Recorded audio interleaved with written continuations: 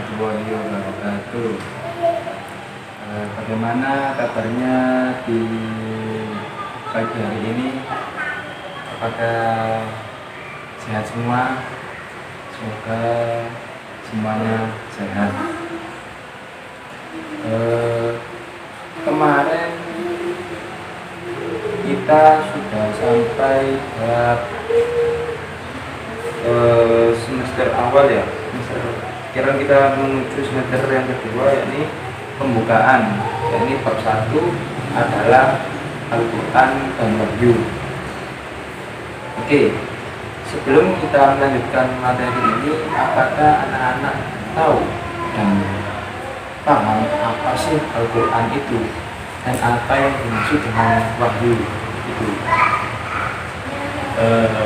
Al-Quran ini ya, Al-Quran ini sebentar ya, Bapak sampaikan dulu. Oke. Al-Quran ini ada dua pengertian. Yang pertama menurut bahasa dan istilah. Menurut bahasa dalam kitab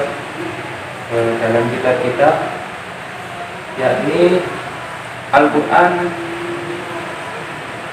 adalah bacaan atau yang dibaca. Kata Al-Quran ini adalah bentuk dalam segi nahwunya, yaitu adalah masdar dari fi'il qara'a yang diartikan dengan arti isim maf'ul, yaitu maqru'un, yang dibaca atau bacaan. Oke, kemudian menurut yang kedua, yakni istilah. Al-Quran menurut istilah atau menurut syarah adalah nama bagi kalamullah yang diturunkan kepada Nabi Muhammad SAW, yang ditulis secara mushaf. Jadi begini, Al-Quran ini hanya diturunkan kepada Nabi Muhammad melalui malaikat Jibril yang berupa wahyu, dan yang menulis ini bukanlah Nabi Muhammad, karena Nabi Muhammad adalah manusia yang ummi, yakni nggak bisa baca dan tulis. Jadi bukan berupa lembaran atau apa. Menurut yang Bapak ketahui di sini, kitab ini, Al-Quran itu bisa langsung diajarkan oleh malaikat Jibril, bisa diajarkan melalui sebuah peristiwa-peristiwa. Kemudian setelah Nabi Muhammad SAW itu diberikan wahyu oleh Allah melalui malaikat Jibril, nah para hafid dan para sahabat-sahabat di sini istilahnya itu menyimpan atau menulis apa yang diajarkan Nabi Muhammad di telepon kurma, ada yang diulang, ada yang dibatu dan lain sebagainya. Itu pada zaman dahulu kan tidak ada kertas. Oke, terus kemudian lanjut menurut istilah dari Dr. Syekh Bakir Al-Amin mendefinisikan Al-Quran sebagai berikut. Al-Quran yang pertama adalah kalamullah yang diturunkan kepada Nabi Muhammad SAW. Kemudian yang kedua, wahyu yang diturunkan kepada Nabi Muhammad SAW, tetapi tidak dengan perantara Jibril. Jadi ini adalah pengecualian yang bukan dari Syekh Amin ini. Menurutnya Al-Quran adalah mukjizat Nabi Muhammad SAW sebagai penutup para nabi dan rasul dengan perantara malaikat Jibril ditulis dalam mushaf, terpelihara dalam dada manusia, disampaikan secara mutawatir. Mutawatir itu adalah beransur-ansur. Bahkan diberi nilai ibadah dimulai dengan surat Al-Fatihah dan diakhiri surat An-Nas. Oke, kita apa ada yang ditanyakan mulai dari pengertian Al-Quran ini? Jika tidak ada, langsung aja dilanjut. Bapak akan menjelaskan secara singkat saja pengertian wahyu. Iya, sambil dilihat tuh bukunya. Di sini Bapak hanya menambahkan sebuah slide. Slide ini hanya untuk membantu dan meringkas. Kemudian Bapak juga memberikan wawasan yang hanya terpaku dalam buku ini saja. Oke. Pengertian wahyu. Wahyu banyak dibahas oleh para ahli tafsir, ahli kalam, dan ahli bahasa. Pendapat-pendapat itu bisa diringkas adalah sebagai berikut. Wahyu itu adalah sesuatu yang dibisikkan dan dihilangkan ke dalam sunnah atau syarat cepat yang lebih cenderung dalam bentuk rahasia daripada terang-terangan. Jadi wahyu ini bukanlah bisa secara terang-terangan, tapi lebih dominan kepada hal yang tersimpan, hal yang dirahasiakan, kemudian diberikan kepada orang yang spesial. Seperti halnya sesuatu yang dititipkan dari Allah Ta'ala, itu sebuah pesan dari Allah Ta'ala dititipkan kepada Nabi, kepada malaikat Jibril, kemudian disalurkan kepada Nabi Muhammad. Dari Nabi Muhammad disebarluaskan ajaran yang menurut agama yang benar, menurut Islam yang benar, untuk menjaga umat-umat Islam. Oke, dilanjut.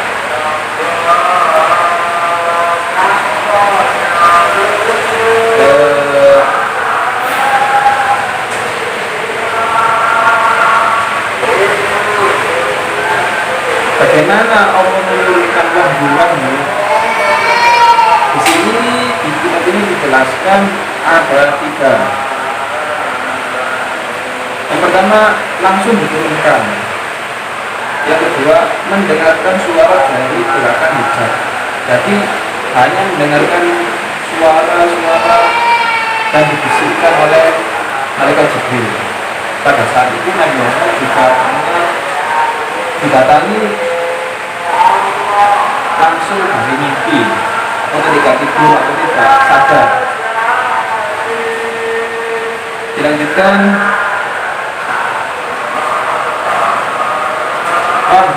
wahyu ini juga bisa disamaartikan dengan perintah. Kenapa kok disebut dengan perintah? Karena wahyu itu apa-apa yang merupakan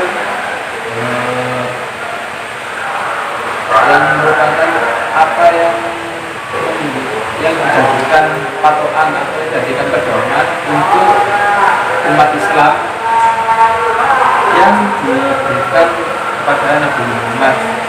Jadi para umat tidak usah repot-repot, tidak usah seperti orang yang tidak punya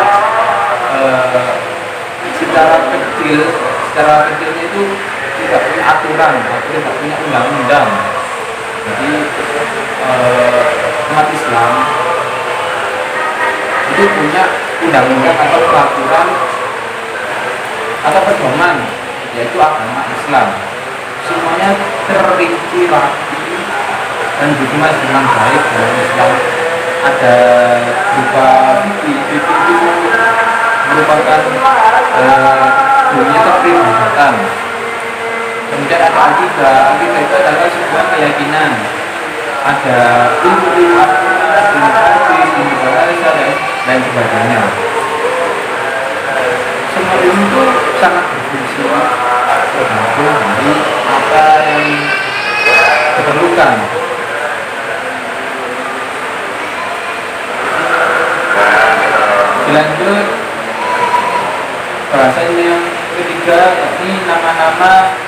nama-nama lain Al-Quran dan maknanya. Di sini ada 5 nama-nama Al-Quran.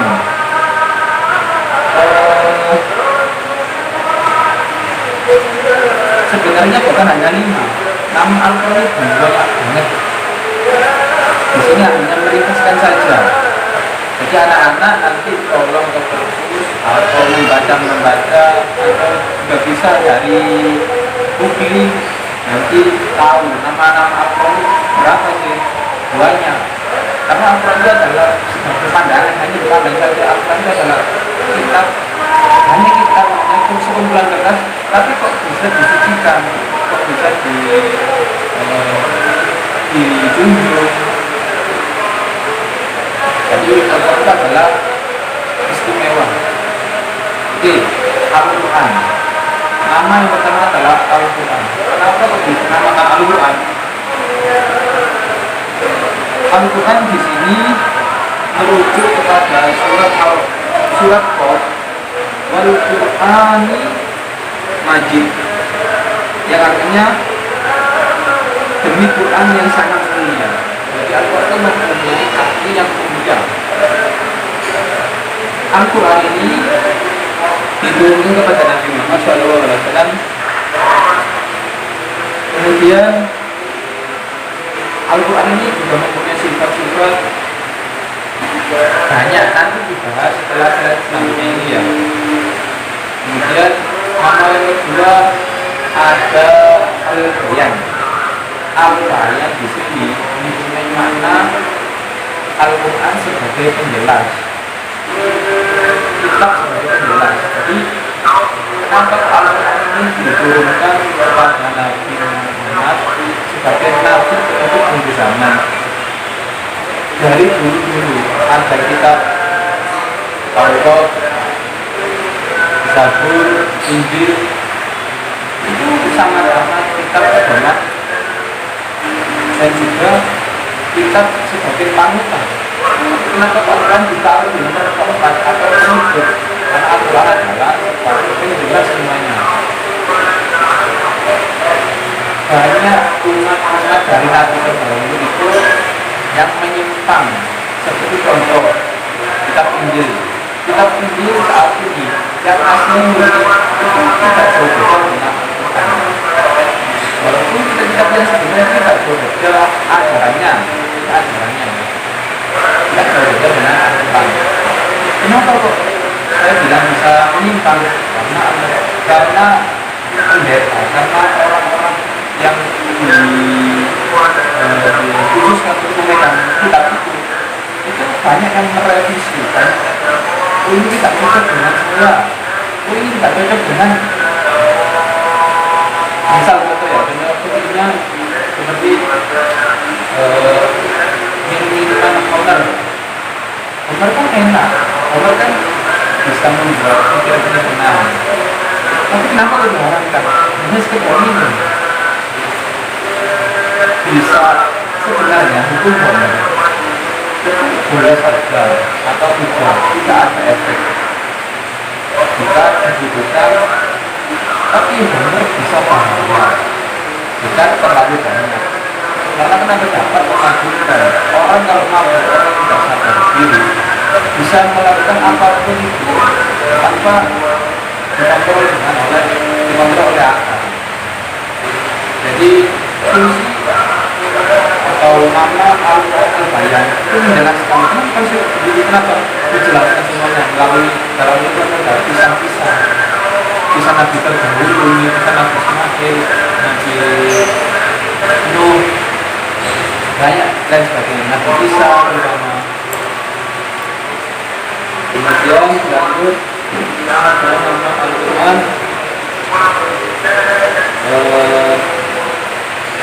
Al-Zikri. Al-Zikri ini diajukan kepada surat Al-Zikr yang berbunyi inna nahnu nazzalna dzikra wa inna lahu lahafizun, yang artinya bahwasanya kami telah menurunkan Al-Zikr dan bahwasanya kami sungguh akan memeliharanya. Nah, Al-Dzikri di sini adalah sebuah Al-Quran. Jadi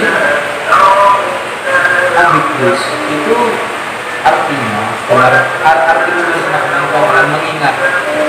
Al-Quran adalah sebuah kitab untuk mengingatkan kita kepada Sang Maha Pencipta, kepada alam, kepada sesama manusia, kepada diri kita sendiri. Karena kenapa? Al-Quran ini sebuah fundamental seseorang gimana cara menghadapi dengan sama manusia, sama alam. Kita hanya tentang dirinya saja, karena dunia ini tidak akan hidup kalau tidak ada alam, kalau tidak ada tetangga, kalau tidak ada hidup sosial lainnya, apalagi Tuhan mencipta alam ini. Kemudian dilanjut nama Al-Quran yang lainnya yaitu Al-Furqan. Al-Furqan di sini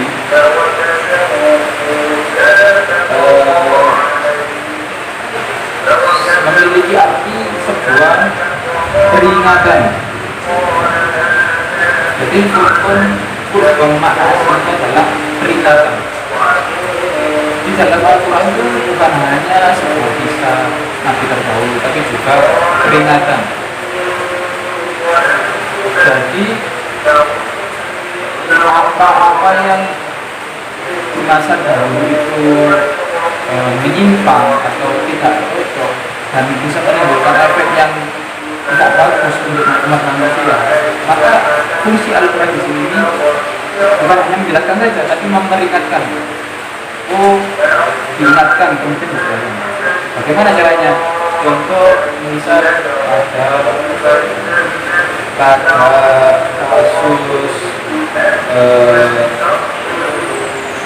Al-Lahab, orang tukang fitnah, Abu Lahab, orang fitnah, orang yang suka memfitnah orang. Jadi di sana itu dijelaskan, diingatkan kalau orang yang suka fitnah itu tidak akan enak hidup di dunia maupun di akhirat. Dinaskan di dalam Al-Quran nanti Abu Lahab, walaupun dia adalah masih famili dengan Rasulullah, akan dirangkai lehernya dan digantung dengan rantai yang panas itu dibuat di dunia. Kalau menjadi yang fitnah, tidak ada orang yang suka dengannya, karena ibarat lidah itu ibarat baik. Jadi untuk anak-anak jangan suka membuat omongan-omongan yang tidak benar, omongan-omongan yang hoax, omongan-omongan yang tidak mengandung manfaat. Dengan sampean semua, anda semua itu lebih baik diam daripada ngomong tapi tidak bermanfaatnya, atau ngomong tapi menyakiti hati seseorang, atau ngomong mengungkapkan fakta, itu tidak bagus. Dan yang terakhir yakni Alkitab. Alkitab ini sama artinya seperti Al-Quran, jadi sebagai petunjuk atau sebagai pedoman. Oke, langsung dilanjut aja. Yang poin B yakni sifat Al-Quran. Jadi Al-Quran di sini nih bukan hanya mempunyai makna-makna yang baik, tapi Al-Quran di sini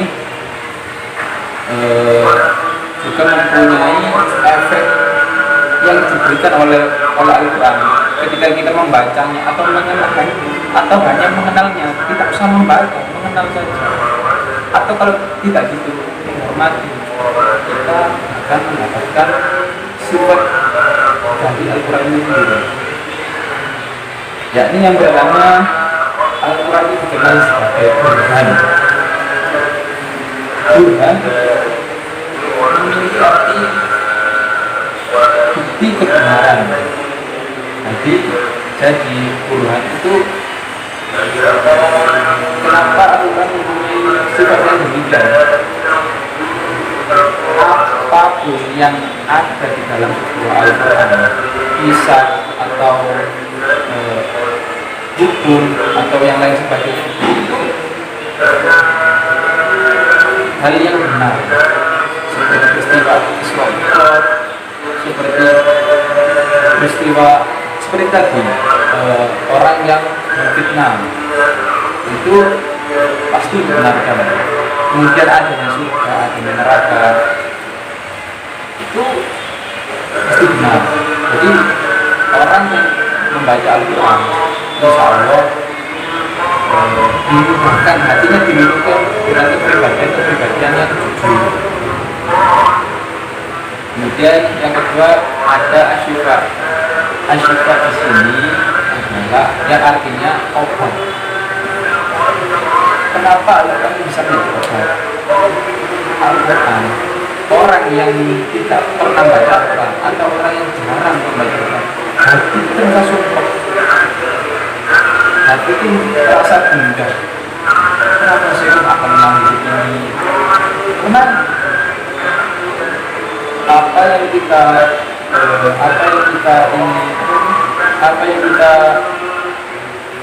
sebagai obat. Kalau obat luar itu banyak di luaran, seperti obat demam, obat luka itu banyak di luaran dan bisa dibuat oleh manusia itu sendiri. Tapi kalau Al-Quran itu kan obat hati.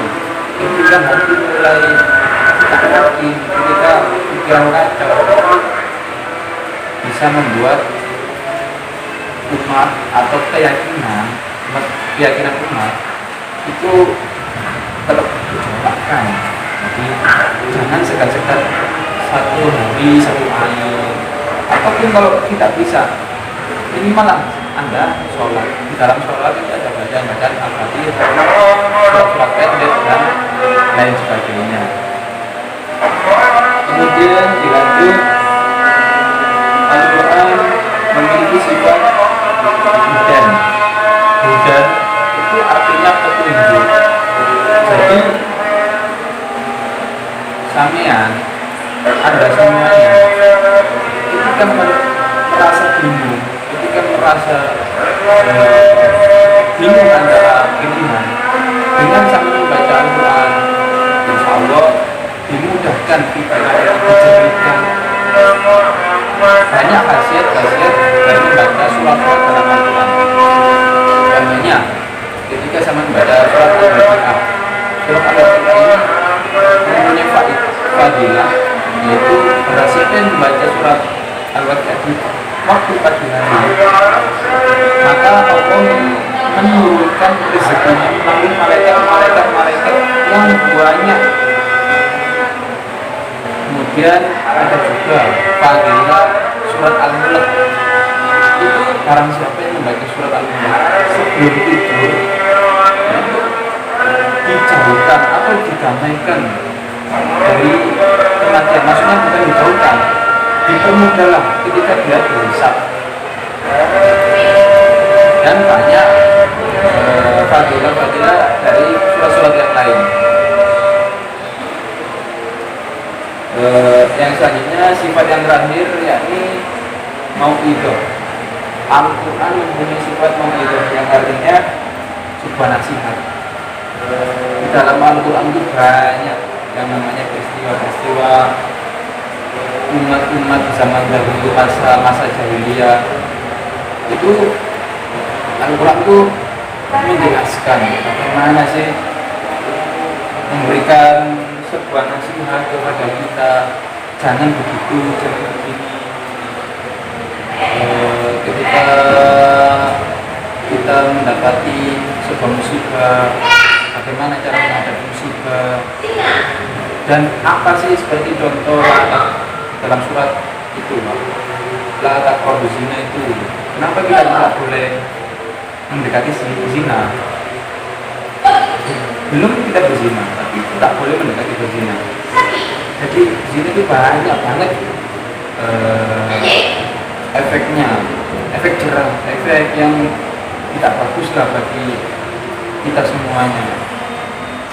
Jadi zina itu bisa membuat fitnah di dalam keluarga maupun di kampung, dan juga zina itu juga tidak bagus yang belum waktunya nikah dan lain sebagainya.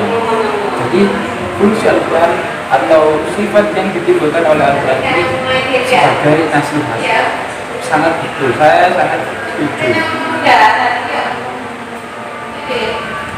Oke, ini adalah bab terakhir dan mungkin dari anak-anak sekalian ada yang ditanyakan atau tidak tahu atau dan lain sebagainya, monggo silakan ditanyakan. Besok ketemu lagi pelajaran Al-Quran hadis bab selanjutnya, yaitu tentang